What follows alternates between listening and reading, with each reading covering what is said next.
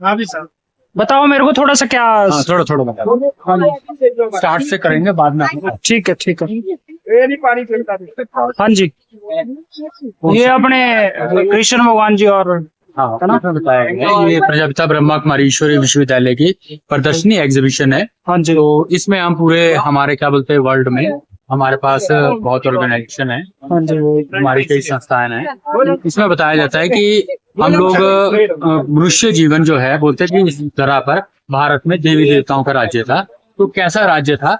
ये देवी देवता वास करते थे, यानी नर ऐसी करनी करे कि नारायण कहलाए, नारी ऐसी करनी करे कि लक्ष्मी कहलाए। यानी ये जो है ये हम ऐसा भारत चाहते हैं, हमारा भारत ऐसा बने। जैसे देव बात आ जाता है, जो हिमाचल रहा जो देवभूमि कहलाते हैं, देवभूमि का मतलब है वहाँ देवता वास करते हैं। तो हमारे सभी में देवता यानी उसमें ऐसे अच्छे संस्कार, अच्छे संस्कारों में उसी को देवता बोलते हैं ना। तो हमारा लक्ष्य है, हमारा एम है कि हम ऐसी करनी करें कि नारायण करें और नारी ऐसी करनी करें लक्ष्मी करें। बहुत अच्छे। आगे आप बताएंगे कि कैसे हम ये इस पद को प्राप्त कर सकते। अच्छा, ये बताया गया है। हाँ जी, वास्तव में आप हैं कौन है? अच्छा, आप कहते हैं कि क्या बोलते हैं आप मनुष्य, जैसे आप कौन है, आप अपना नाम अता पता बताते हैं, परंतु वास्तव में ये तो हमारे शरीर का है। हमारे में एक ज्योति बिंदु आत्मा कहते हैं ना, जीवात्मा, यानी जीवन हमें तब तक प्राप्त है जब में तुम्हारे में आत्मा बैठी। ये हड्डी मांस का पुतला, इसमें आत्मा आई, हम जो है जीवात्मा। और आत्मा है कैसे? बिल्कुल एक सूक्ष्म बिंदु, ज्योति बिंदु के समान। हाँ जी, ठीक है। वो यहाँ रहती है, हम तिलक लगा यहाँ लगाते हैं, तो यही से पूरी बॉडी का संचालन करते हैं। संचालन आत्मा की 3 शक्तियां, मन बुद्धि संस्कार। ठीक है, ये देखिए आत्मा यहाँ रहती है। जैसे किसी मोटर गाड़ी में कोई ड्राइवर चलता है, वैसे क्या बोलते हैं तभी चलेगी मोटर गाड़ी जो ड्राइवर होगा, वैसे आत्मा हमारे में बैठी है, तभी हम चल रहे हैं, खा रहे हैं, पी रहे हैं, उठ रहे, बैठ रहे हैं। यानी वास्तव में शरीर ना होकर हम आत्मा।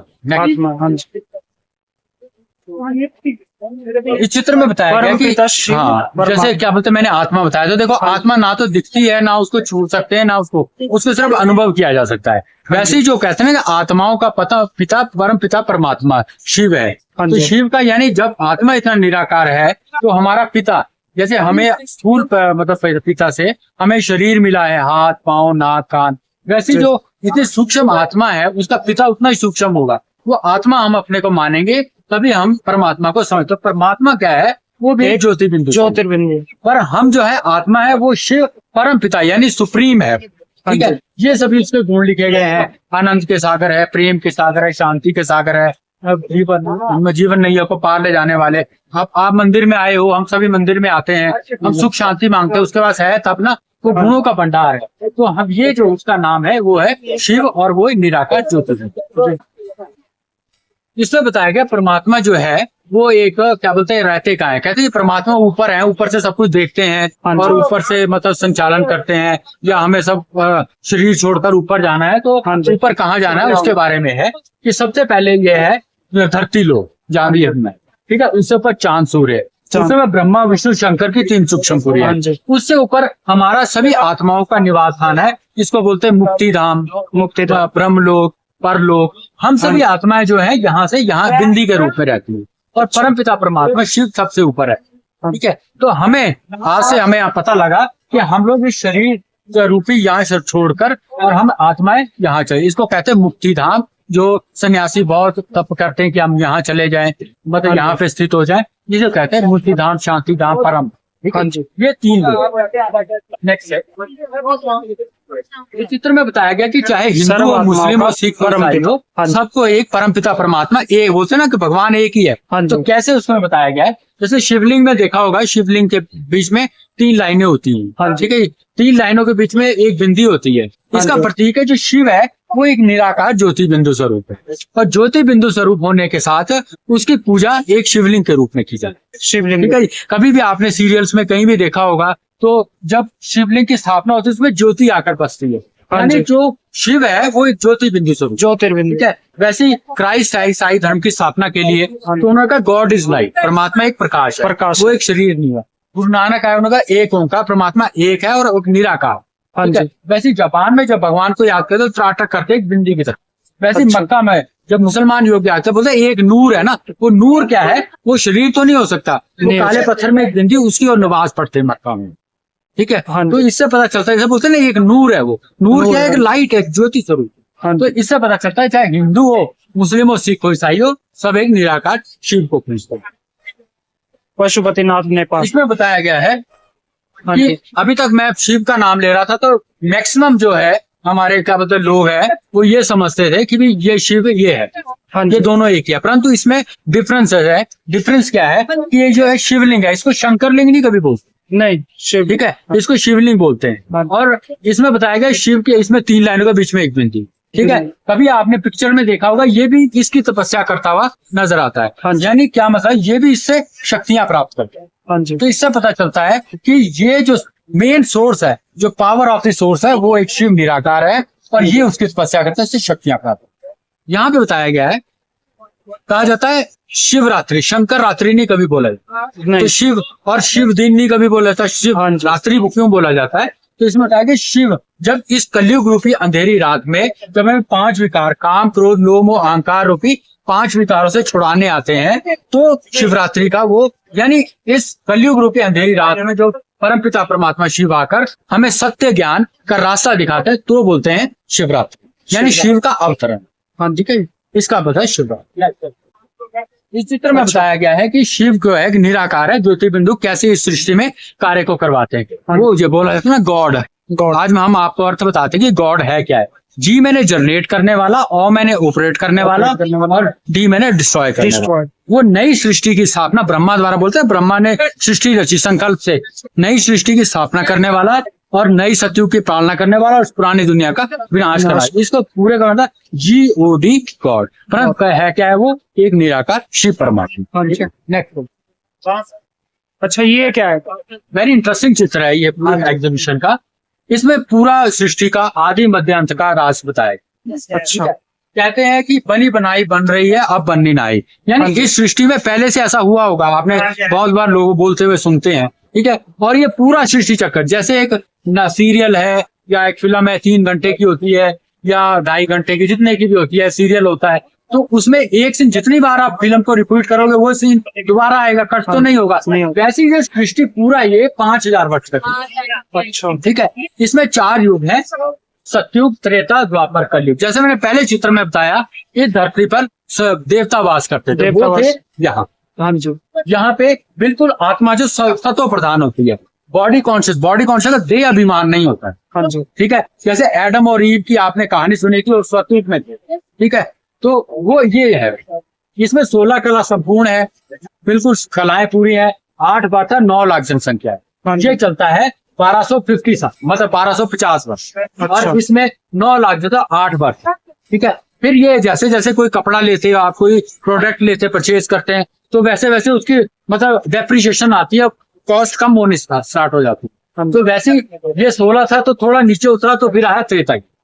ये भी 1250 वर्ष चलता है, 1250 वर्ष, 12 बर्थ होती है 14 कलाओं की। इसमें राम सीता का राज्य है। उसके बाद आता है द्वापर युग। फिर ये भी हम कलाएं अब 8 हो गई हमारे पास। अब जो यहाँ पूज्य थे उनकी यहाँ पे पूजा स्थापना होने लग गई।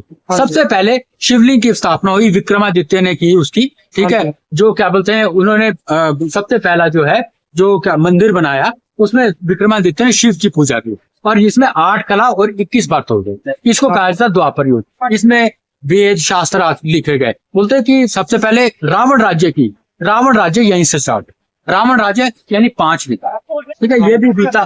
फिर आया कलयुग में 42 जन्म है और शूद्र बने, कोई कला नहीं। हमारी आत्मा जो पहले ऐसी थी वो अब ऐसी हो गई काली। उसमें कोई भी ज्ञान के हम छींटे डालते हैं या ज्ञान की बातें वो मतलब नकार देता है, उसको बैठता नहीं है। एक गर्म तवा में जैसे छींटे डालते हैं वैसे उग जाता है।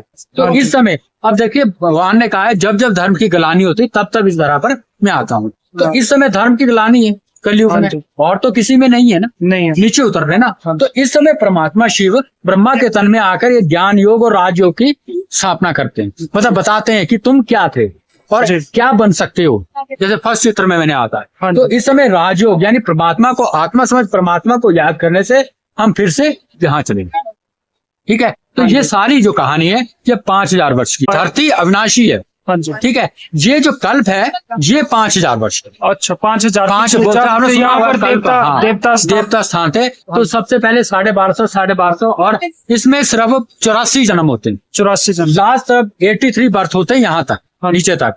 एक बर्थ होता है संगम युग में। संगम युग जब कलयुग का अंत और सतयुग का आरंभ होता है, हाँ जी, इसको कहा था 84 जो है।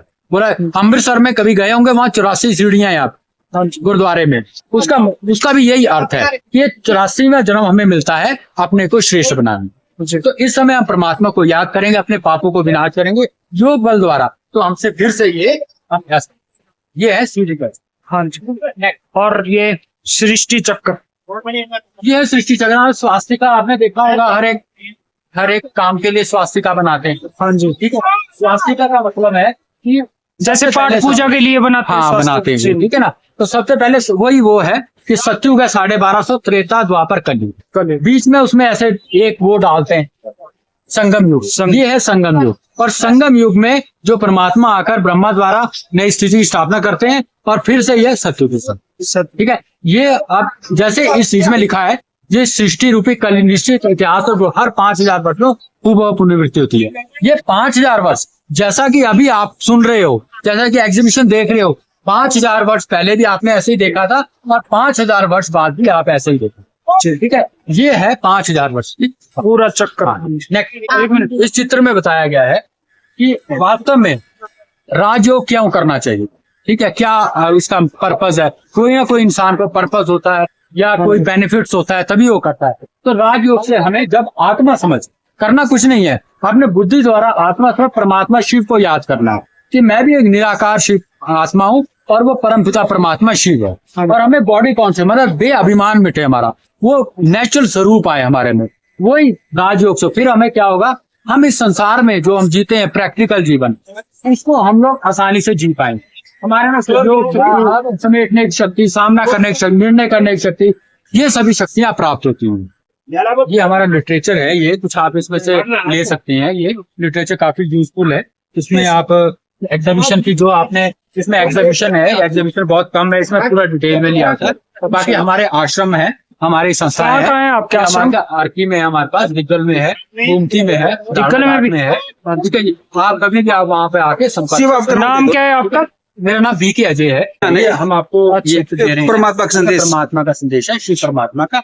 इसमें आप क्या बोलते हैं, शिव के बारे में बताओ, और यूट्यूब पे भी आप सर्च कर सकते हैं कि रजता ब्रह्मा कुमारी है, ठीक है। और फ्री आपको मेडिटेशन, आपको फ्री 7 दिन का कोर्स कराया जाता है इसमें, ये राजयोग, ठीक है। वो आप कभी भी किसी भी आपके सेक्टर में कर सकते हैं, ठीक है। ठीक है सर, धन्यवाद आपका बहुत बहुत, जो आपने इतना ज्ञान सबको दिया है। और तो हमारा यही एम रहता है कि हर एक जीवन का, मतलब इंसान का जीवन सुधरे, और संसार में, इस पूरे भारतवर्ष में, पूरे वर्ल्ड में एक मतलब सद्भाव की भावना पैदा। ठीक, धन्यवाद आपको।